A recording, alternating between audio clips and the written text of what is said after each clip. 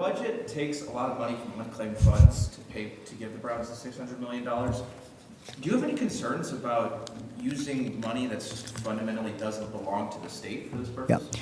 Well, as you know, that was not my first choice. I had another way of doing it. But governors don't get everything they want. Nobody gets everything they want in life. And so the criteria I set forward was it had to be holistic. Couldn't be just about the Browns. It had to be about all our teams in Ohio and future teams, because we're going to get some women's professional sports, more teams coming in. We just heard about the WNBA team in Cleveland. And this will continue to be, an issue. So my criteria is it had to be holistic, it had to be universal, but it also would not spend money out of the general fund that directly competes with education, directly competes with mental health. Stadiums should not compete with mental health. Stadiums should not compete with education. And so this budget, while it didn't do it the way I originally designed it, does that. And that was those two things were my first priorities. Did you have any misgivings initially? Did it take some convincing and some dark nights of the soul to get there, or was it sort of like once you saw it, okay, this would work? Well, we all are invested in our own ideas, and our own thoughts and how we want to do things. But what I try to keep in mind is what the end game is, and what I always try to analyze when I'm in a dispute with anyone, or not a dispute, but a conversation with anyone. We're talking about how to do things different ways. What's important to me? What do I think is the most core values here? And to me, the biggest objectives were no taxpayers' dollars used for this, in the sense of nothing coming out of the general fund, nothing competing against education, and you couldn't just be about the Browns. It had to be universal.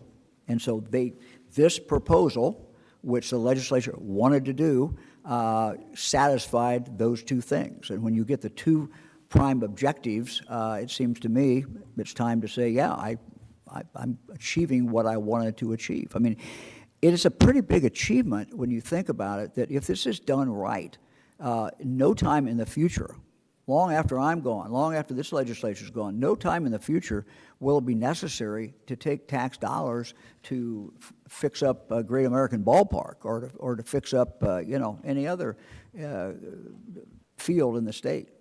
And it's going to also provide money for cultural activities as well. So, look, it wasn't my choice of where to take the money, but I achieved the two objectives that I thought were the most important.